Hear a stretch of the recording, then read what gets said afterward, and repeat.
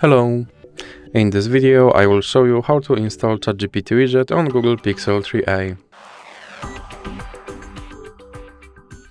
So you have to start by opening your Google Play Store, then click on search bar and type in Wally AI and click search, and now click install.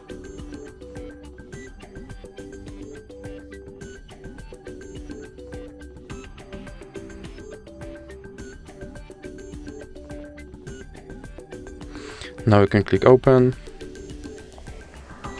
then click got it and click on this button to skip introduction. Then click not now and click open permissions.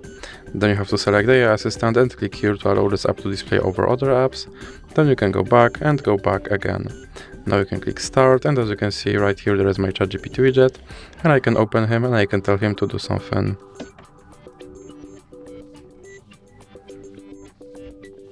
And as you can see, he responded. And if you want to remove him from your screen, simply drag him into the X icon in the middle.